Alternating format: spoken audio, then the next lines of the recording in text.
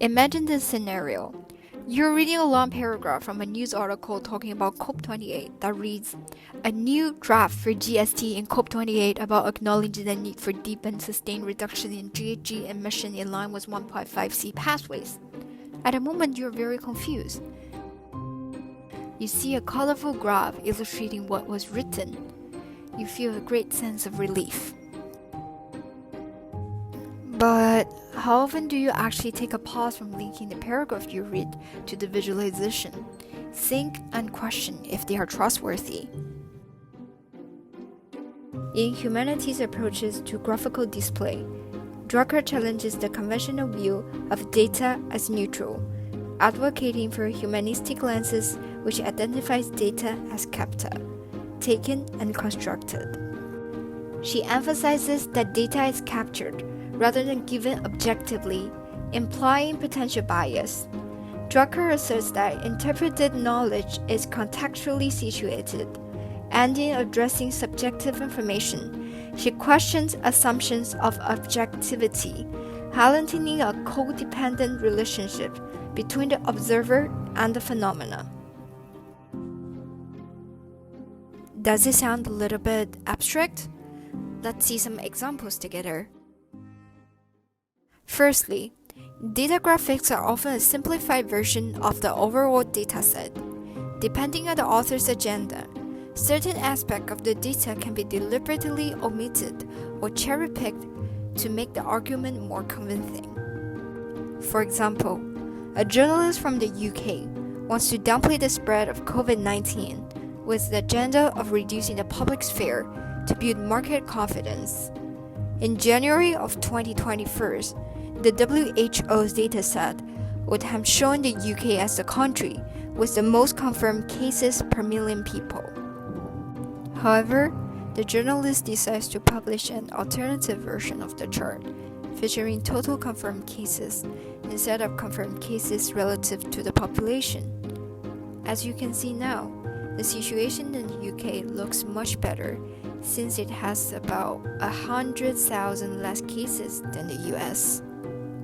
Along with these are features that promote comprehensive overview of the situation, like the long timeline, inclusion of other nations, and the clean white background, which present an image of accuracy and objectiveness, with origin stemming from scientific research norms, or as Donna Haraway suggested, the God trick of science communication, a vision from everywhere and nowhere equally and fully.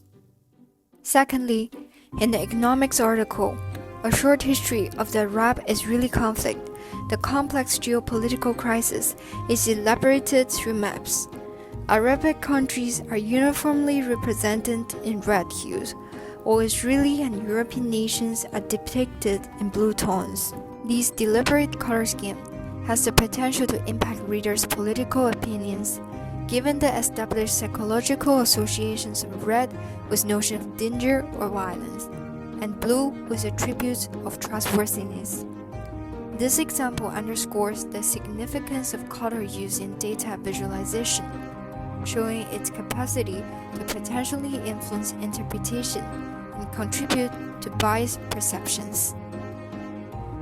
Thirdly, data graphics that display reference to the underlying datasets are valid, as it proves traceability, implying honesty, openness, and credibility that are part of the common scientific values. However, even if the references are present in many cases, they may not mean much. Take a look at this example. These data graphic provides both links and dataset spreadsheet files, appearing to be fact-checkable. However, when you click into it, it actually does not reveal anything meaningful, since no methodology and explanations of how high income and low income are measured. Another example is this graph from The Economist.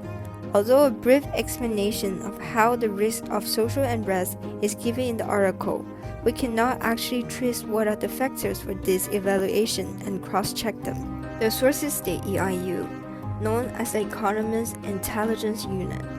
Essentially, the complexity of the data visualization is veiled under the curtain of intellectual property. They might be a reputable research division, but are they reliable?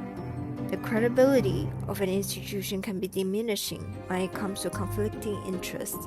Besides, people tend not to dig into the sources to check, but simply trust the shortened references when the sources come from an authority or credible institution.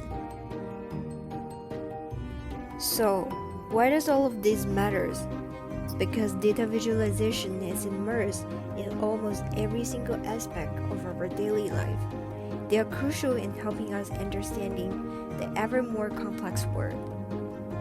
Scholars, analysts, consultants, and politicians use data graphics for research, informed decisions, and propaganda.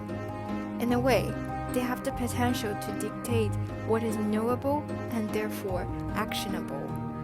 So if we do not question it, who else but us can we blame for the unwanted consequences that derive from it?